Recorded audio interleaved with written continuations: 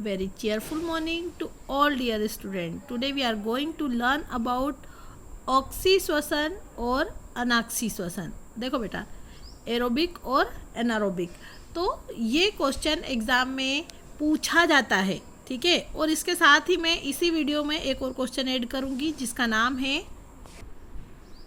श्वसन तथा श्वासोच्छ्वास. ठीक है, ये दो क्वेश्चन मैं इसलिए ऐड कर रही हूँ ताकि आप ये दोनों क्वेश्चन इसी वीडियो में समझ सके. क्वेश्चन थोड़े छोटे हैं इसलिए मैं दो क्वेश्चन इस वीडियो में ऐड कर रही हूँ. ठीक है बेटा,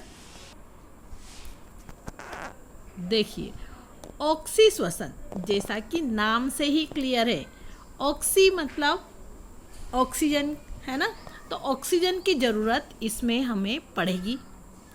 श्वसन मतलब ऐसा श्वसन जिसमें ऑक्सीजन की आवश्यकता होती है, वो होता है ऑक्सीश्वसन.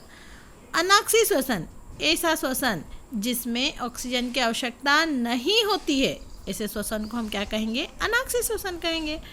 ठीक है, अब इधर दूसरा पॉइंट देखिए, ऑक्सीश्वसन जो है संबंधित प्रकीर्णन, मुख्यतः जो है ये ऑक्सीश्वसन किस में होता है? तो ये माइटोकॉन्ड्रिया में होता है. ये नाम आपको याद रखना है. अब ये माइटोकॉन्ड्रिया कहाँ मिलेगा मैम, कहाँ ढूंढने जाए हम इसको?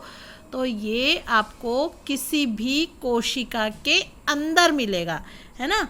और माइटोकॉन्ड्रिया को ऊर्जा ग्रह भी कहा जाता है ना, और एनर्जी फैक्ट्री के नाम से भी इसको जाना जाता है. ठीक है, तो ये माइटोकॉन्ड्रिया जो है हमारी कोशिका में बहुत ज़्यादा इम्पोर्टेंट है. तो इसमें श्वसन करना है ना, तो इसके लिए जो है ऑक्सीजन की आवश्यकता होती है. पर श्वसन की क्रिया जो है कोशिका द्रव्य तथा माइटोकॉन्ड्रिया में पूर्ण होती है. मतलब इनमें जब श्वसन होता है किसी भी जीव में, तो माइटोकॉन्ड्रिया के अंदर जो है एटीपी बनेगी, है ना, ऊर्जा एटीपी के रूप में स्टोर होगी, तो वहाँ पर ऑक्सीजन की ज़रूरत होगी.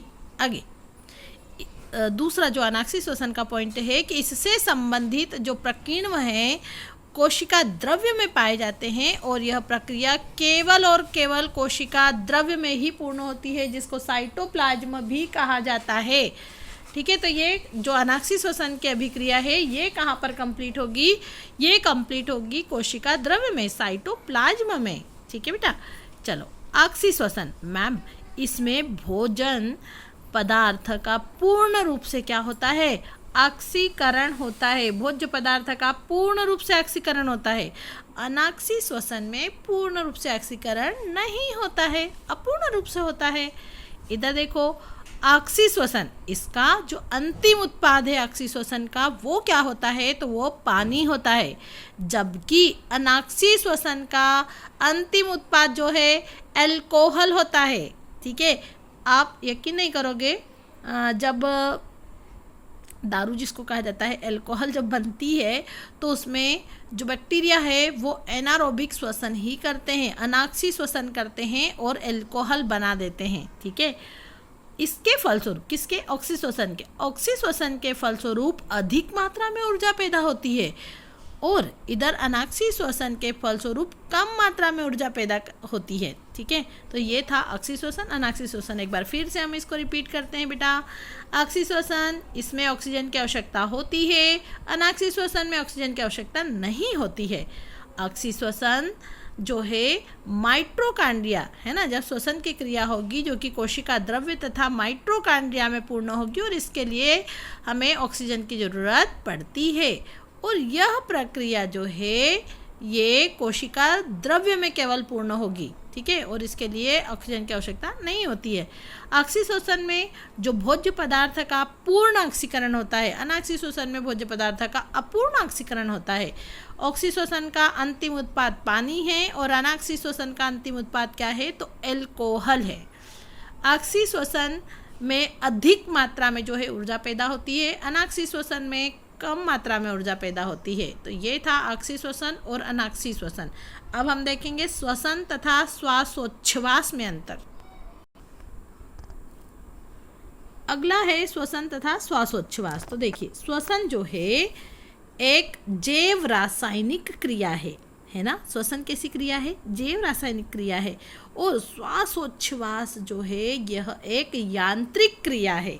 श्वसन द्वारा भोज्य पदार्थ का ऑक्सीकरण होता है, जबकि श्वासोच्छ्वास में या श्वासोच्छ्वास के द्वारा ऑक्सीजन युक्त वायु को अंदर और कार्बन डाइऑक्साइड को बाहर निकाला जाता है। ठीक है बेटा।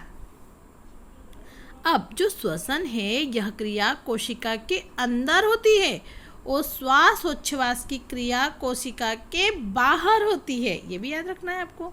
श्वसन इस क्रिया में ऊर्जा निकलती है जो एटीपी के रूप में संचित होती है और इधर ऊर्जा नहीं निकलती है श्वासोच्छ्वास में। और श्वसन में इस क्रिया में प्रकीर्णों मतलब एंजाइम्स की आवश्यकता होती है श्वसन के लिए, और श्वासोच्छ्वास में किसी भी एंजाइम की आवश्यकता नहीं होती है। तो एक बार फिर से रिपीट करते हैं। श्वसन एक जैव रासायनिक क्रिया है, श्वासोच्छ्वास यांत्रिक क्रिया है। श्वसन के लिए श्वसन के द्वारा भोज्य पदार्थ का ऑक्सीकरण किया जाता है ना। और श्वासोच्छ्वास में ऑक्सीजन युक्त वायु को अंदर लेते हैं हम और कार्बन डाइऑक्साइड को बाहर निकालते हैं। श्वसन क्रिया में जो है कोशिका के अंदर होती है, श्वासोच्छ्वास कोशिका के बाहर होती है। श्वसन इस क्रिया में ऊर्जा निकलती है और एटीपी के रूप में संचित होती है। श्वासोच्छ्वास में ऊर्जा नहीं निकलती है। श्वसन क्रिया में एंजाइम्स की आवश्यकता होती है और श्वासोच्छ्वास में एंजाइम्स की आवश्यकता नहीं होती है। ठीक है बेटा। तो ये था आज के हमारे 2 टॉपिक जो कि कंप्लीट होते हैं। आप इस वीडियो को यदि लर्न करना चाहते हैं तो कम से कम 2 बार ज़रूर देखें बेटा। Thank you all of you.